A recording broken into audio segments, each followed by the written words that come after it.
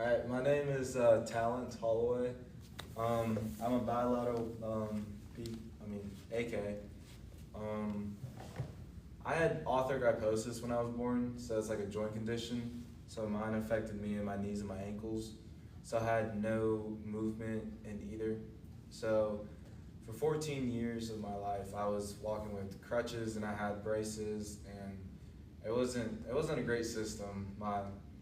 By the time I was 14, my shoulders started to hurt, my elbows started to hurt because they're not made for walking, and I was doing that every day. I was trying to live a normal childhood. I was trying to do all the hang out with the other kids and do all the things that they were doing. So by the time I was 14, all that kind of started hurting, and so I went up to the Shriners up in Greenville, and they did me a gait study, and a year later, this was in 7th grade, and a year later, or around 6 months to a year later, they came back and said, hey, we'd love to do an amputation, but we're only going to take the left leg, and we're going to leave the right leg, and the right leg's going to be in a KFO, KFO, and you're still going to walk with crutches, you're just going to have one leg amputated.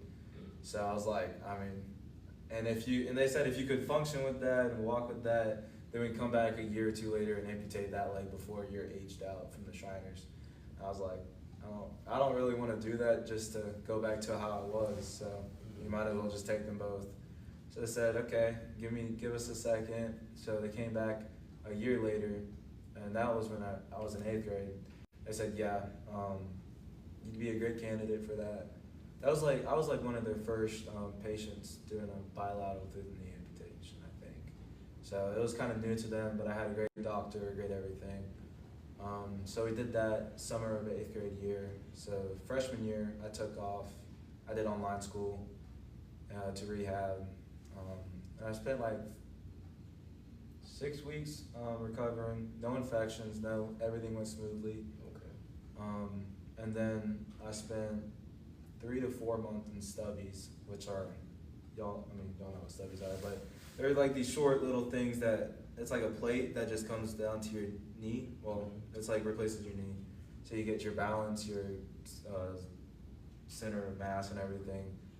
You're closer to the ground, so if you fall, you won't hurt anything really. So I spent 4 months on those, and then went to Hanger and saw Jeremy. They got me into these sea legs, and I've had these for 2.5 years. Oh man. So I'm pretty new to this. I'm 17. 17. He said 2 years, y'all. Y'all didn't see him when he walked in, but he walked in, no crutches, no nothing. I didn't know you the had, big on 2 sea legs. I didn't know you had walked in here real nice. Really? We walked in at the same time in the parking lot. Oh yeah. I didn't know you had prosthetic legs until we got to the door. Yeah. I was like, you want better than I did. Yeah, I didn't notice that either. You were in pants, and I was like, okay, And if anybody been to Encompass, y'all know the support group is not at the front first door, so it's a long hallway to walk down. But he walked all the way down the hallway, walked in the room. So you're doing real good for 2 years. Now, and far you said you're 17 now? I'm 17. Yes, okay, so school and everything here? I'm a senior in high school. Well, congratulations. So I'm going to my last year, so I'm kind of nervous but excited about that, and then going to go to college. So hopefully go to college. One question someone asked: do you prefer the stubbies over your long sea legs?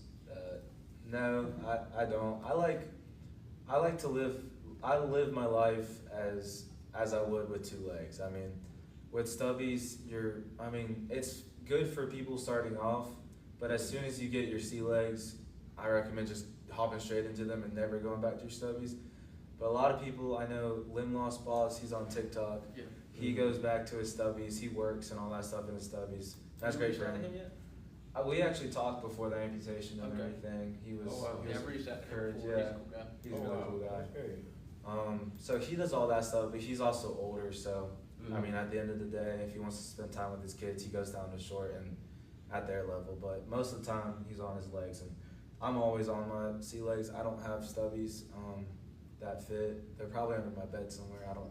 I haven't had them on since the first couple of months of the amputation. So I'm living my life as normal as possible. I have a job. I go to the gym. I was at Athens this past week. We went traveling. I try to live my life as normal as possible. So I'll kind of piggyback on the stubbies part since somebody asked, and I know like and just like what brought with OI, it was nothing immediate. It was no amputation, and it was just like, oh, just because I'm doing OI, I can immediately, you know, walk and stuff like that. It's still a process to go through. So with the stubbies, as far as like you having sea legs now, I know you wouldn't go back to the stubbies, but kind of, I guess for those that's wondering, when you have the stubbies, what type of activities do they mainly have you doing to I guess, because the goal is to get you stronger to potentially get in, Yep. you know, sea legs. So was it certain like type of activities they had you doing as far as like therapy? So I didn't actually go to therapy. Okay. I never went to any PT. We went to one session with this one person, but we didn't really feel like I think she's never probably worked with an amputee. We didn't even know about Encompass really. So I never went to PT or anything, so it was really kind of my parents that kind of pushed me. And I also wanted to walk since I always had crutches. I never had both hands free. And so stubbies were the first time I had both hands free. So I wanted to go everywhere. My main thing was we went to just Walmart or like Target. We walked around. We did the shop. I did all the shopping with my parents and everything. We walked down the road. I mean, I wasn't scared to fall because you're right there next to the ground. So you're not really going to scrape up anything or break anything. And then at Walmart, if you fall, you're going to get a couple looks. Then you just hop right back up and keep on going. It's just they'll forget that you fell in a couple of seconds. If you get the looks, you may just fall and they just keep right on going. But who knows? Now, you went to Baca too, though, didn't you? I did, yes. That was also really fun. I think that was like the first year. That was like, I think I had the legs for about two or 3 months when I went to Baca, which is bilateral. Amputee. It's like boot camp. Boot camp. Baca boot camp. Okay. Bilateral Boot camp. Abutee Amputee boot camp. So yeah, I How went. active are you? I'm sorry. How active are you? Very, very active. Do you have blades and stuff you run? Yes, sir. I I'm do. jealous. I mean, right now I'm waiting on some sockets right now, so Okay. because they're not aligned. But I did have the blades. I ran not fast at all, but Not yet. not yet. When I get those new Any sockets, plans on taking it to like competition? nah, I mean, I'm not like fast enough to do any of that stuff. We have a track team, so I mean, if we can get the sockets in and I can start practicing, I might join the track team. Heck yeah. I wanted to do an Ironman. I'm literally training for one right now. You are? Mhm. Really? And in September, I get to go to a Paralympic camp for cycling. So, Wow.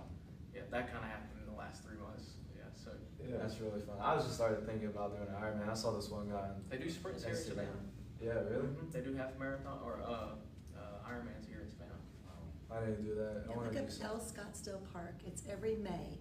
Every May? It's a short Ironman. It's not a half Ironman. 70.3. Mhm. Full Ironman is 141. Yeah. But the one they do at El Scottsdale Park is called a sprint, Okay. and you swim in the little water there.